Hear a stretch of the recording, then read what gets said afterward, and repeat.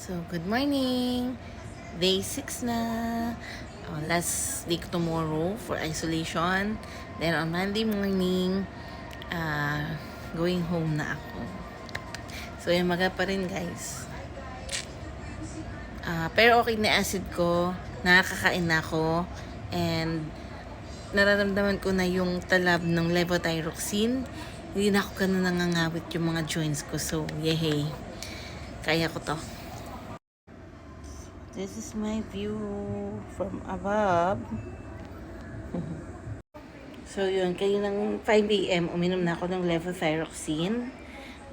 Then, nakain na rin ako ngayon ng pang-acid ko kasi before meal din yun. So ngayon, let's prepare breakfast. My travel altar. Thank you, Lord.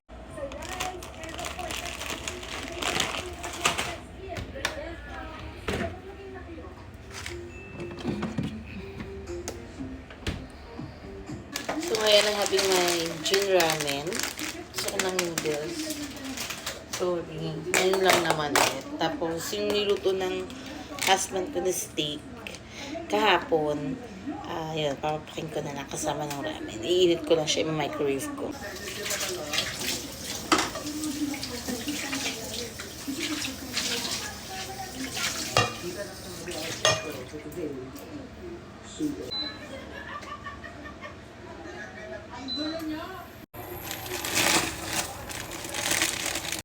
So yeah, this is my Airbnb na nirent ko here. Ganda na may view. Yeah, titas mo.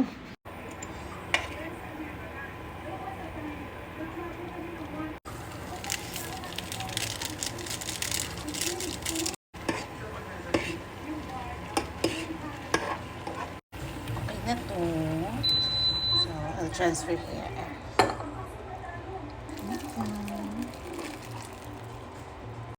Ulit ko tong steak for just 1 minute.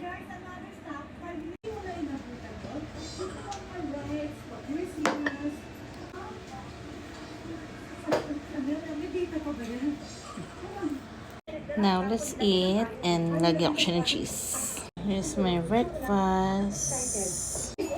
Medyo late breakfast lang ako, 9 na, kasi nagising ako ng 5 a.m.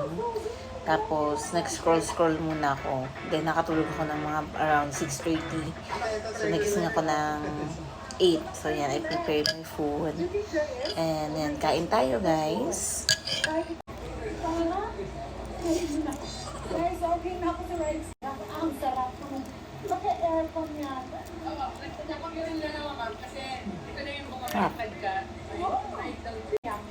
Medyo marami na ako nakakain. Wala, yung panlasa ko, matabang pa din. Pero, carry na. At least din ako yung acid, nakakakain na ako. So yun, kain muna ako, guys. Tapos later, maliligo na ako kasi twice a day pa rin ako naliligo. Update ko kayo ulit. So, day 6 na ako, malapit na ako umuwi. So, ayun, guys.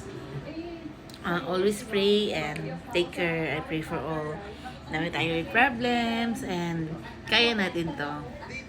Update ko kayo ulit. Kakain lang ako. Eat well, guys.